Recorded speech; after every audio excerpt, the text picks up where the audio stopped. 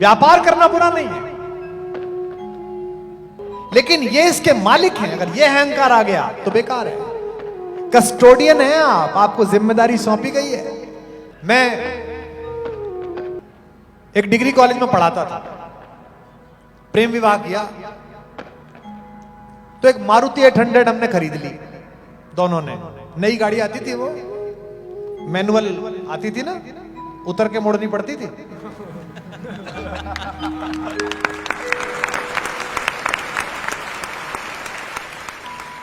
उस कॉलेज में जहां मैं पढ़ाता था और मेरी श्रीमती जी पढ़ाती थी, 2 कॉलेज थे, वहां 300 प्रोफेसर काम करते थे, 100 गर्ल्स कॉलेज में और 200 बॉयज और कोएड में। और मेरे पास एक गाड़ी थी। उस कैंपस में लगभग 70-80 लोगों के पास कार थी। जाड़ों का समय था। जिस शहर में मैं था, भरतपुर में, राजस्थान में नौकरी करता था, वो छोटा सा कस्बा था, तो रात को 7-8 बजे लोग सो जाते थे। मैं एक शहर में कोई कवि गोष्ठी हुई थी, उसमें आमंत्रित था। अब एक तो प्रेम विवाह, 2 साल के अफेयर के बाद, एक नई नई शादी, पत्नियां प्रतीक्षा करती हैं कि खाना साथ खाएं। बाद में तो पता होता है कि ये अपना खाई आएगा तो अपना खा। हाँ, कहा तक इसकी वेट करें। तो मैं चला गया साहब कवि गोष्ठी में। पत्नी से मैंने कहा कि मैं 9 बजे तक आ जाऊंगा, खाना साथ खाएंगे जैसा उसने कहा। गाड़ी लेके चला गया। वो कवि गोष्ठी थोड़ा लेट शुरू हुई, फिर मेरा नंबर आया। जनता को रस आना लगा, मैंने भी लंबी सुना दी। 10:30 बज गए। 11 बजे जब मैं अपने घर में पहुंचा, सरकार का मकान था, बड़ा लंबा चौड़ा, 5-6 कमरों का, उसमें हम 2 लोग गुल्लक में चवन्नी जैसे। उसका गेट वेट खुद ही खोला, अंदर घुसे, दरवाजा खटखटाया। श्रीमती जी निकली। उनके चेहरे पर एक गुस्से की रेखा थी। पत्नी झगड़ा कर ले तो पुरुष को मोक्ष प्राप्त हो जाता है कि चलो निकल गया। ना बोले तो वो रौरव नरक में पड़ा रहता है कि पता नहीं क्या सजा मिलेगी, बोल नहीं रही। तो मेरी तो हवा खराब हो गई। मैंने कहा यार ये बोल नहीं रही। तो मैंने उसे बहाने बताए, सच्चे बहाने, कि भाई वो ऐसा था, ऐसा था, ऐसा हुआ। वो मान भी गई। फिर थोड़ा अच्छा बनने के लिए किचन में जाके खुद काम करना शुरू कर दिया। डाइनिंग टेबल पे ये रखो, ये लाओ, ये लाओ। खाना लग गया। एक लॉन्ग कोट था मेरे पास जो मैंने कभी दिल्ली से खरीदा था, वो पहन लिया। जाड़ा बहुत ज्यादा था, 4 डिग्री 3 डिग्री सेंटीग्रेड तापमान। पहला कौर मुंह में रखने की कोशिश की कि घंटी बजी। रात को 11:30 बजे घंटी बजी। दरवाजा खोला तो एक कॉलेज के हमारे जो हेड क्लर्क थे, शर्मा जी, वो बदहवास हालत में शॉल ओढ़ के बोले, विश्वास जी थोड़ी आपकी जरूरत पड़ गई। बुजुर्ग थे, 58 साल के होंगे। मैंने कहा भाई साहब बताएं। मैं तो जवान था, 26-27 साल का। मैंने कहा भाई साहब आदेश करें। उनका लड़का था पप्पू। बोले वो पप्पू की बहू के ना दर्द होने लगा, उसके ड्यू है, तो अगर आपकी गाड़ी थोड़ा मिल जाती तो उसको बहू को अस्पताल तक ले जाते। मैंने कहा भाई साहब 2 मिनट में आया, मैं बिटिया को तैयार करिए। मैं अंदर गया।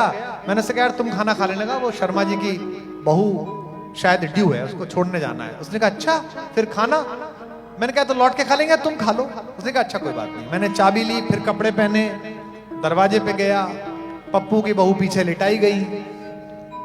पप्पू की माँ उसकी गोद में बैठी, उसको लेके आगे मैं गाड़ी चला रहा हूं, इधर शर्मा जी बैठे। अस्पताल में पहुंचे, सरकारी अस्पताल, डॉक्टर नहीं मिल रहा, नर्स कहां है, स्ट्रेचर लाओ। 1:30 बज गया। जब बहू अंदर चली गई लेबर रूम में, तो पप्पू की माँ बोली कि भाई साहब एक छोटी सी बात थी। मैंने कहा कहिए भाभी जी। हम दोनों तो यहां आ गए, पप्पू घर में अकेला है। मैंने कहा तो पप्पू को भी ले आते, उसकी घरवाली है, थोड़ा उसका ढांढस बंधा रहता। मैंने कहा जी लाता हूं। मैं गया, उनको ले आए साहब। बज गया 2:30।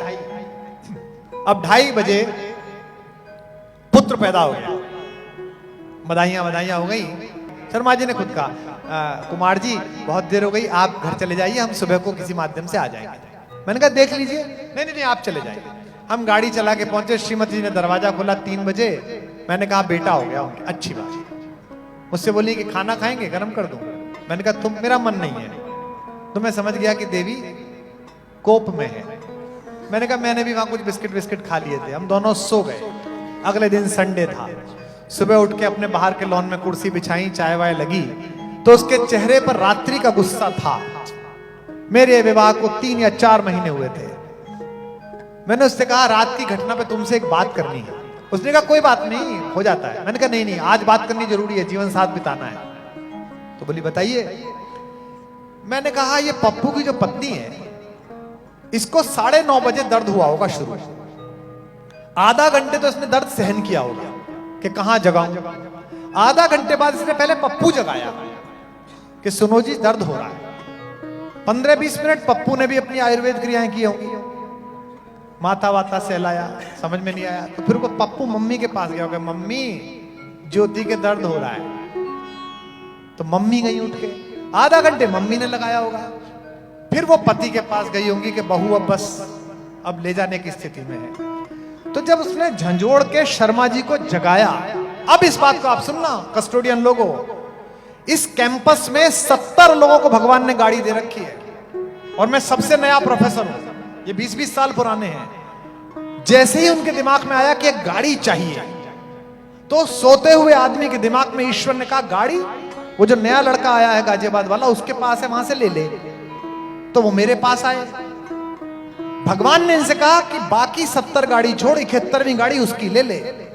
अगर आज मैंने इन्हें गाड़ी ना दी होती और मैं ना गया होता तो भगवान मुझसे कहता यार तेरे को काम सौंपता हूं, तू करता नहीं है, आगे से ना तुझे गाड़ी दे रहा ना काम दे रहा, इसी में लगा रहा है, तू जहां लगा होगा।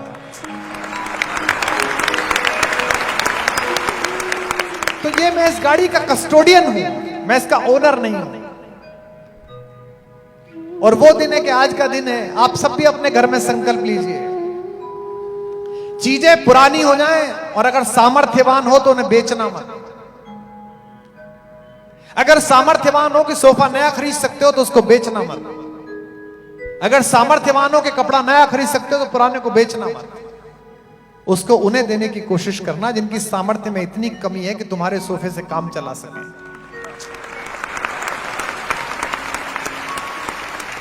गमों की आंच पर आंसू उबाल कर देखो, बनेंगे रंग किसी पर तो डाल कर देखो। और इस पुण्य भूमि में रहने वाले लोगों, बनेंगे रंग किसी पर तो डाल कर देखो, तुम्हारे दिल की चुभन भी जरूर कम होगी, किसी के पांव का कांटा निकाल कर देखो। ये सिखाते हैं।